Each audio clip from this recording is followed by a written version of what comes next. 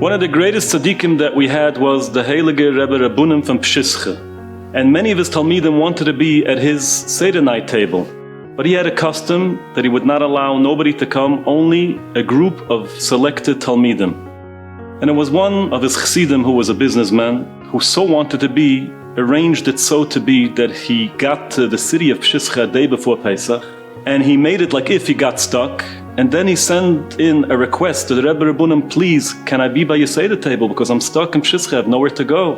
And the Rebbe answered him, I'll allow you this time to come, but only on the one condition, that you make a vow, you promise to me, you're not going to tell nobody anything that you see at my Seder night table.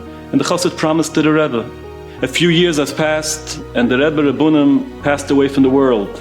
And then the Talmidim and the Chassidim surrounded him and asked him, please, give us over something. So he said the following: when it came the moment that they opened the door to Shvoi Chamascha, in walked a peasant, a farmer, dressed with very dirty clothing. On top of his jacket he had a tight, thick rope, and he walked up straight to the Rebbe, and they started having a discussion in Polish about the wheat, about the vegetables, and they got into an argument about the prices and when they should sell it. And then the Rebbe got up and walked them out the door. And the Heilige Rebbe Mendel of Wurkes, Chusa Yogan Aleinu, who was one of the Talmidim of the Rebbe Rabunim, heard this. He was stunned, he was flabbergasted. And he said, really?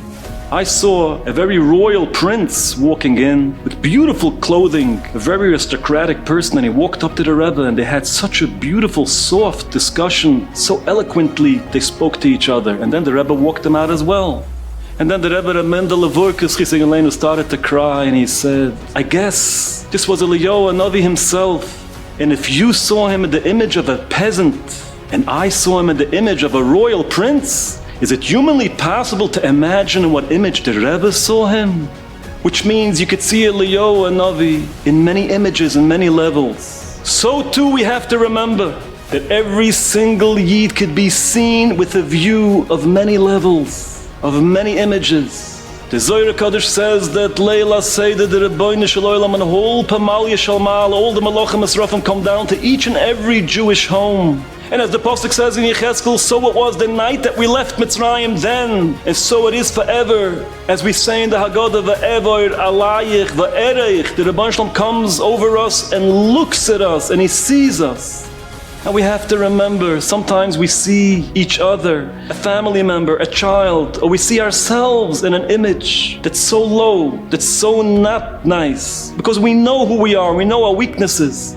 We have to remember, if we come in front of a tzaddik, we appear with such beauty because the tzaddik could look into the inside of our neshama and see the beauty of the Yiddish soul. The malachim see us even with a more glorious view.